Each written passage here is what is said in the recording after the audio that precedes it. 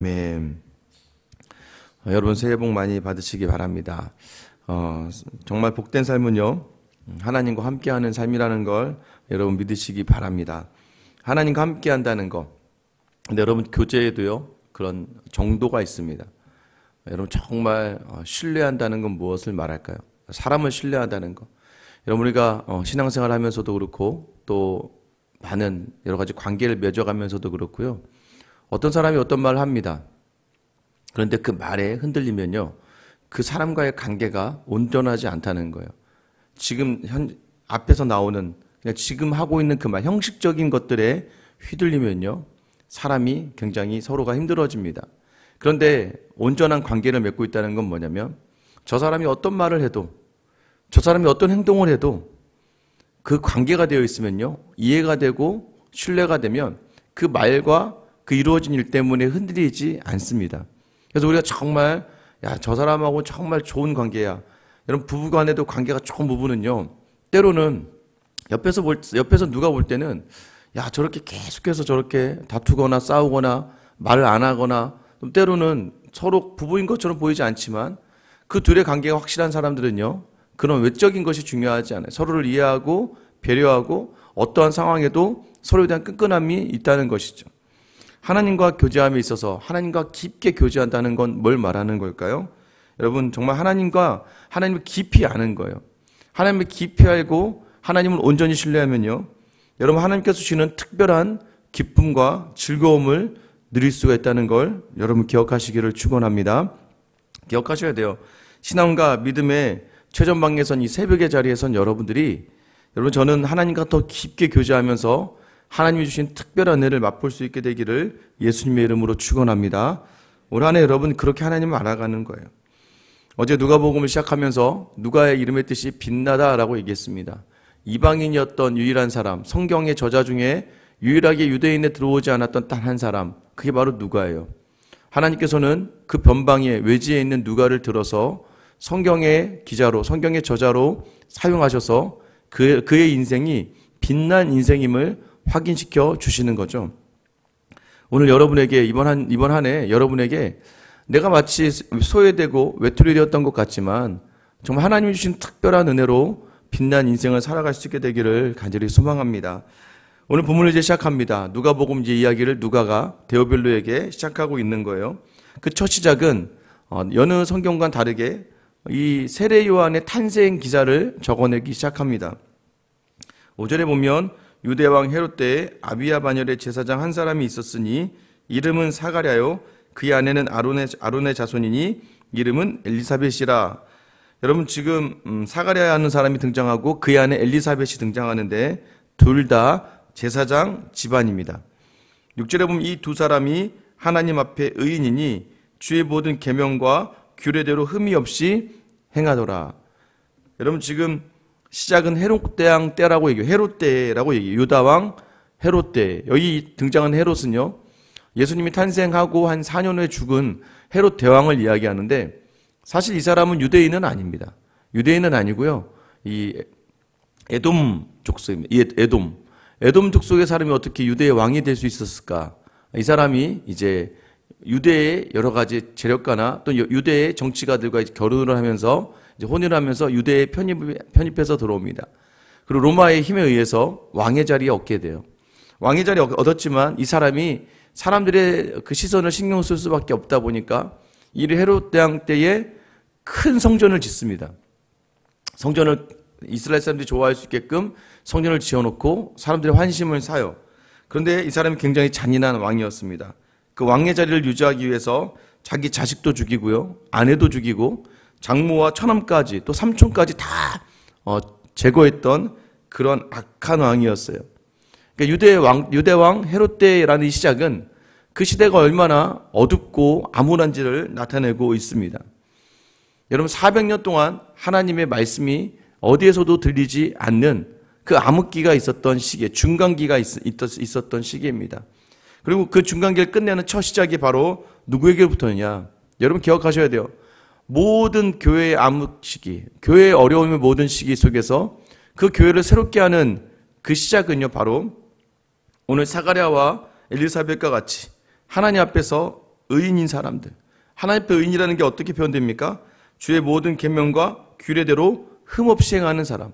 그러니까 말씀만 가지고 말씀대로 살아가는 삶을 통해서 하나님은 하나님의 그 모든 역사를 다시 시작하시고 또 교회의 모든 부흥과 중흥을 이끌어 가신다는 걸 아셔야 돼요. 이 교회는 누구를 통해 이루어지느냐? 수많은 무리를 통해서 교회가 세워지는 게 아니에요, 여러분. 그냥 교회에 익숙하고 그냥 신앙에 익숙하고 말씀 읽는 게 익숙하고 기도하는 게 익숙한 사람을 통해서 교회가 세워지고 하나님의 나라가 이루어지는 게 아니에요. 하나님의 나라는요, 한 사람 말씀 따라 하나님 앞에서 말씀을 부여잡고 살아가는 그 사람을 통해서 하나님의 교회 역사와 특별한 하나님의 기쁨의 자리가 시작된다는 것을 아셔야 됩니다. 근데 이 의인의 특징이 무엇입니까? 형통한 삶을 살았을 거야. 그러지 않아요. 7절 말씀 보세요. 엘리사벳이 잉태를 못함으로 그들에게 자식이 없고 두 사람의 나이가 많더라. 의인이에요. 말씀대로 행하는 사람입니다. 여러분, 우리는 이렇게 생각해요. 야, 기도 많이 하고 말씀 따라 살고 교회 열심히 봉사하면 하나님이 정말 삶도 풍성하게 채워주실 거야. 그렇게 되었으면 좋겠다는 생각을 저는 합니다만은, 그러나 믿음의 자리는 다 그런 게 아니라는 걸 아셔야 돼요. 의인에게도 고통이 있고 결핍이 있고 부족이 있으며 넘어짐이 있습니다. 여러분, 이 사람들에게도요, 아픔이 있어요. 아픔이 뭔지 아세요? 잉태를 못한다는 거예요. 여러분, 아이를 가지지 못하는, 지금도 사실 많은, 정말 저는 목회를 하면서 가장 어렵고 힘든 자리이긴 하지만 이 자녀가 없는 가정을 바라볼 때 사실 좀 많이 힘들어요. 그것도 본인들이 아이를 가지고 싶어 하는데 못 가지는 그 모습을 보면 참 목사로서 간절함이 나올 수밖에 없습니다. 여러분, 지금도 그 모습을 보면서도 당사자한테 얼마나 힘들겠어요? 그런데 2000년 전에 여러분, 그 아들을 갖지 못한다는 건 이 당시 유대인들에게는 하나님의 저주를 받은 거예요. 의인으로 살아가고 말씀 따라 살아가는데도 하나님의 저주 가운데 있는 것처럼 보여지는 삶을 살아간다? 여러분, 이 얼마나 어렵고 힘들겠습니까? 여러분, 저와 여러분은 어떻게 하시겠어요? 보통의 믿음이라면 하나님이 나를 사랑하지 않는가 보다 하면서 믿음을 포기하는 사람들도 많이 일어나고 믿음의 자를 피하는 이들도 많이 있을 거예요. 단순히 이 임신에 대한 문제뿐만 아니죠. 경제적인 문제로 그것마저도 내가 이렇게 열심히 하고 섬기는데 내게는 아무것도 없는 것처럼 느껴지고 다른 사람이 응당 누리는 것들을 내가 누리지 못한다고 느낄 때 여러분, 그 많은 괴리가 신앙의 자리를 지키기 굉장히 어렵게 만들 때가 있습니다.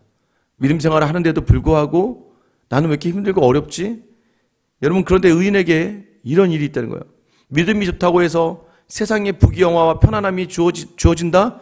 성경이 이런 약속을 하지는 않습니다. 그런데 중요한 건 뭐냐면 여러분, 오늘 이 본문의 말씀 보시면 돼요. 사가랴와 엘리사벳을 통해서 하나님께서 왜 그 일을 행하시느냐? 8절 말씀 보시면 마침 사가랴가 그 반열의 차례대로 하나님 앞에서 제사장의 직무를 행할 때 제사장의 전례를 따라 제비를 뽑아 주의 성전에 들어가고 분향하고. 제사장 반열에 있습니다. 누가 봐도 믿음의 성전에 들어가서 성전에 봉사를 하고 1년에 한 주씩 2번을 자기의 반열 24반차로 나누어서, 그러니까 이게 24반차, 그러니까 12달이잖아요. 2주 정도를 이 성전에 들어가서 봉사하는 거예요. 근데 한 주씩 2번에 걸쳐서 합니다. 여러분, 지금 사가랴도요, 결핍이 있어요. 아픔이 있습니다. 세상에 가질 수 있는, 충분히 누구나 가지고 있는 걸 가지지 못해요. 하나님께 저주받았다고 생각할 수 있는 그 어려움이 있습니다만은 이가 의인이라고 인정받을 수 있는 일은 뭐예요? 아프고 힘들어도 맡겨진 사명은 최선을 다해 하는 거예요. 여러분, 자꾸 사명과 내 삶을 혼돈하면 안 돼요. 사명의 자리는 하나님이 주신 자리고 우리가 하나님을 온전한 우리 아버지로 전능하신 하나님으로 믿고 있다면 또 그 하나님이 우리를 사랑하셔서 그 아들을 우리에게 보내셔서 구원의 감격과 기쁨을 주셨다고 믿는다면 여러분, 우리의 삶에 대해서 우리의 삶의 여러 가지 상황과 환경을 따져가며 하나님을 섬기는 게 아니라는 거예요. 그런데 우리는 이 상황이 일어나는 것들에 대해서 하나 가지고 기뻐하고 하나 가지고 슬퍼하고 내게 있으면 다 줄 것처럼 이야기하고 내게 뭔가 결핍이 느껴지면 그렇게 사람들에게 예민하고 날카롭게 대하고, 여러분, 그렇게 하지 않는 거예요. 아무도 모르게 하나님께만. 그러나 그럼에도 불구하고 하나님의 자리를 아무도 모르게 감당하고 지키는 그 삶을 살아가는 것이 바로 하나님의 사람이라는 걸 아셔야 됩니다. 저는 여러분에게 이러한 결단이 있게 되기를 원해요. 특별히 이 새벽에 나온 여러분들, 새벽에 기도하는 여러분들이 어떻게 보면 믿음의 최전방 아니겠습니까? 우리 교회 믿음의 최전방이 어디겠습니까? 믿음의 자리의 최전방이 어디겠어요? 이 새벽에 나와서 기도하시는 분들이에요. 새벽에 나와 기도하는 여러분들에게 여러분의 사명을 놓치지 않고 올 한 해, 오늘 처음 이 새벽 기도에 처음 주시는 말씀이 뭐예요? 사가랴와 엘리사벳이 의인이라, 의인임에도 불구하고 그들에게 결핍과 아픔과 상처가 있음에도 불구하고 그들은 자기에 맡겨진 믿음의 자리를 포기하지 않고 지켜내는 이 사람들, 여러분 이 거룩을 잃지 않는 여러분 되시기를 예수님의 이름으로 축원합니다. 여러분 그 자리에 우리가 서야 돼요. 어렵고 힘들어도 아파도 버티고 견디는 거예요. 버티고 견딘다는 건 무엇을 얘기하는 거냐면 흔들리지 않는다는 거예요. 세상의 것이 없어도 마음이 쓰려도 하나님 앞에서만 온전히, 하나님은 아시니까. 왜 그것을 알 수가 있습니까? 오늘 10절에 보면 모든 백성이 그 분향하는 시간에 밖에서 기도하더니, 예배하러 온 사람들은 다 밖에서 예배하고 있었어요. 근데 사가랴가 성전 안에서 분향을 하고 있었는데 11절에 주의 사자가 그에게 나타나 향단 우편에 선지라. 12절 보면 사가랴가 보고 놀라며 무서워했다고 이야기해요. 갑자기 이 본문 보면서 예전에 어떤 목사님이 하신 예화가 생각나더라고요. 어떤 목사님이 정말 간절한 마음으로 기도했대요. 왜냐하면 목사를 하면서 본인이 목사가 된 거, 소명을 느끼는 하나님의 음성을 좀 듣고 싶어요라고 간절히 기도했대요. 하나님 저에게도 하나님의 음성을 좀 들려주세요. 하나님의 음성을 듣고 저도 이 목사의 자리가 하나님 주신 소명이 맞는지 알고 싶어요라고 기도하고 있는데 정말 그날 기도하고 있다가 하나님의 음성이 들렸대요. 누구누구 목사야. 근데 여러분 그 목사님이 그 목소리를 듣고 기절해버렸다고 얘기하더라고요. 그렇게 기다렸던 하나님의 음성을 듣고 무서워서 그 자리에서 기절하고 말았다. 왜 그러냐면요, 400년 동안 지금 하나님의 음성이 없어요. 하나님의 음성이 없던 시기, 중간기입니다. 하나님의 음성이 말라기 이후에, 선지자 이후에 아무에게도 음성과 말씀이 없었는데 400년 만에 지금 사가랴에게 주의 사자가 나타난 거예요. 그런데 그도 보세요, 13절에 보면 천사가 그에게 이르되 사가랴여 무서워하지 말라. 지금 무서워하고 있는 이유, 너의 간구함이 들린지라. 매일 간구하고 있는데 주의 사자가 나타났는데 지금 무서운 거죠. 그것을 위해서 간구했음에도 불구하고 마음 한구석에 너무나도 암흑기였기 때문에, 자, 그의 간구함 중에 하나가 뭐였냐면 내 아내 엘리사벳이 내게 아들을 낳아주리니 그 이름을 요한이라 하라. 여러분, 내 간구함을 지금 하나님이 들으셨다는 거예요. 이 간구함을 들었다 표현이 하나님이 주의 깊게 지금 너의 기도를 들으셨다는 거예요. 이제 너의 간구 중 하나를 들어주시겠대요. 그게 뭐냐면 네가 아이를 원했으니까 내게 요한이라는 아들을 주겠다는 거예요. 여러분이 간구하는 간구의 이 자리에서 하나님이 올해 여러분에게 이러한 특별한 은혜를 저 여러분에게 주시길 간절히 소망합니다. 여러분, 이런 기도의 제목, 하나님이 들어주시는 음성, 여러분 그것이 우리가 바라는 이 새벽의 자리 아니겠습니까? 여러분, 그런데요, 이것은 뭐예요? 이들이 결핍이 있었던 자리를 구해서가 아니라 하나님의 뜻이 있어서라는 걸 아셔야 돼요. 우리가 구하는 것들대로 이루어지면 여러분 그게 행복할 것 같지만 행복하지 않아요. 그러나 우리네 구하는 것들이 하나님의 뜻과 맞아지는 순간, 또 하나님의 때가 되는 순간 하나님의 특별하게 주신 은혜가 있는데 그것이 14절이에요. 너도 기뻐하고 즐거워할 것이요 많은 사람도 그의 태어남을 기뻐하리니. 너도 기뻐, 우리도 기뻐하는 데서 멈춰지면 여러분 그건 하나님의 뜻이 아니에요. 나만 기뻐하는 자리만 나아가면 그것은 즐거움의 자리가 아니에요. 하나님이요, 하나님의 뜻대로 이루어지는 모든 일들은요, 우리도 기뻐하지만 많은 사람도 기뻐하는 자리가 되게 하겠다는 거예요. 왜 그렇습니까? 이 요한이 행한 일들이 무엇이에요? 15절에 보면 이는 그가 주 앞에서 큰 자가 되며 포도주나 독한술을 마시지 아니하며 모태로부터 성령의 충만함을 받아 이스라엘 자손을 주 곧 그들이 하나님께로 많이 돌아오게 하겠습니다. 그가 또 엘리야의 심령과 능력으로 주 앞에 먼저 와서 아버지의 마음을 자식에게 거스른 자를 의인의 슬기에 돌아오게 하고 주를 위하여 세운 백성을 준비하리라. 여러분, 하나님께서 주 앞에서 큰 자가 되게 하시겠다는 거예요. 예수님도 말씀하셨죠. 여자가 낳은 자 중에 세례요한보다 큰 자가 없다라고 말씀하시잖아요. 하나님 앞에서 큰 자가 될 것이고 포도주와 독한 술을 마시지 않는 나시린, 선택받은 특별한 사람으로 세울 것이며 모태로부터 성령 충만함을 받는데, 여러분 모태로부터, 우리는 살아오면서 성령을 받고 하나님의 자녀가 되는데 이 뱃속의 모태에서부터 성령 충만함을 받고 태어난다는 거예요. 그럼 여전히 우리가 알 수 있는 게 하나가 있습니다. 우리가 성령 충만을 구하는 자리에 그 이유는 무엇일까요? 여러분 기도하실 때마다 우리 성령 충만하게 하여 주시옵소서. 주님 내게 성령으로 충만하여 살게 하여 주시옵소서. 왜 성령 충만해야 되는지 아십니까? 여러분 성령 충만할 때 방언의 역사가 일어나고 기적의 역사가 일어나요. 성령 충만의 역사의 목적이 무엇인가요? 전도예요. 생명을 살리는 일이에요. 여기서 뭐라고 이야기합니까? 이스라엘 자손 곧 그들의 하나님께로 많이 돌아오게 하겠다는 거예요. 내가 너에게 아들을 줄 것이고 그 아들을 내가 큰 자를 만들 것이고 내가 독주와 포도주를 마시지 아니하며 성령 충만의 사람으로 내가 그 아들을 줄 건데 그 아들을 통하여 그 아들이 성령 충만을 행하는 일이 많은 사람을 하나님께로 돌아오게 하고 아버지의 마음을 주고 거스르는 자에게 다시 슬기로 돌아오게 하는 그 역사의 도구로 사용하겠다는 거예요. 그래서 여러분 아셔야 돼요. 이 새벽의 기도의 모든 자리 하나님 성령 충만하게 하여 주시옵소서. 간과함의 모든 자리마다 성령 충만으로 채워주시는 이유가 무엇입니까? 나의 변화와 나의 삶의 모든 일을 통하여서 나의 입과 말의 행동을 통하여서 나의 그 성령 충만의 모습이 하나님의 백성을 하나님에게로 돌아오게 하는 역사의 자료 사용해달라고 우리가 기도하며 나아가는 거예요. 성령 충만은요, 내가 돈 많이 벌고 내가 편안하고 내가 여유가 있고 내가 누리는 삶으로 그쳐지면 안 되는 거예요. 그거는 나를 위한 신앙이죠. 내가 편안하고 내가 도움이 되고 내가 좀 여유가 있고 거기서 끝나니까 여러분 그 기도 들어줘봐야 교만해지실 수밖에 없어요. 왜요? 내가 기도해서 편안해지고 내가 기도해서 채워지고 내가 이 아픔을, 물론 하나님 앞에 이 아픔을 이야기할 수 있지만 저는 그래요. 이 새벽에 나온 여러분들 정도 되시면 여러분 우리의 기도의 모든 제목은 하나님 어떠한 상황에서든지 나를 사용하여 주셔서 하나님의 그 놀라운 일, 많은 사람을 주께로 돌아오는 역사의 도구로 나를 사용해 주십시오. 이 모든 기도의 제목 끝에서 여러분 하나님 주시는 특별한 기쁨과 즐거움이 뭐예요? 아까 14절에 너도 기뻐하고 즐거워할 것이다 라는 표현이요, 기쁨도 이 기쁨 특별한 기쁨이에요.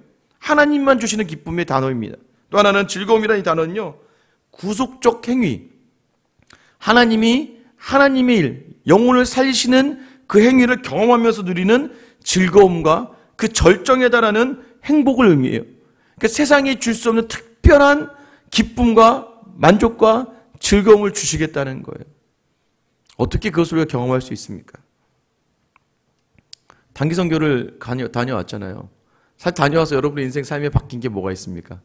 오히려 단기 선교를 빼고 다녀오는 분들은 그 뺀 만큼 더 열심히 일해야 되고 또 가져오다 수고한 만큼 막 아프고 거기 가서 고생했으니까 몸을 막 희생했으니까 아프고 지치죠. 그럼에도 불구하고 이 미얀마의 단기 선교에 맞춰지고 하나님이 하신 일들을 구속의 역사, 그 일들을 바라보고 오니까 야, 하나님께서 이런 일들을 행하시는구나. 야, 하나님께 저 영혼을 불러내어 주시는구나. 그 교회 나오지 않을 것 같던 그 작년 불교도 마을의 사람들을 교회로 이끌어 가시는구나. 여러분, 특별한 기쁨과 특별한 즐거움으로 우리의 삶을 채워주신다는 거예요. 여러분, 이 교회도 마찬가지입니다. 수년간 아프고 힘들었던 자리에서 자리가 채워지고 또 교회의 모든 빈자리가, 봉사의 자리가 채워지고 또 사람이 변화되는 역사를 바라보면서 그 수고를 했을 때 내 삶의 자리는 하나도 바뀐 게 없어요. 오히려 더 궁핍해질 수 있어요. 오히려 더 불편해질 수 있습니다. 그럼에도 불구하고 하나님이 한 영혼을 바꾸시는 모습을 보면서 아팠던 그 영혼을 주님이 인도하시고 그 영혼이 회복되어서 그 영혼의 가족들이 또 회복되어서 교회에 나오고 또 그 영혼을 바라보는 누군가가 또 교회에 나오는 모습을 보면서 우리에게 기쁨과 특별함의 즐거움이 있지 않습니까? 여러분, 세상이 줄 수 없는 특별한 기쁨, 세상이 맛볼 수 없는 평강과 기쁨의 자리로 하나님이 인도해 주시는 그 자리. 여러분, 저는 올 한 해 여러분 편안함의 자리에서 누리는 그 기쁨은 한계가 있어요.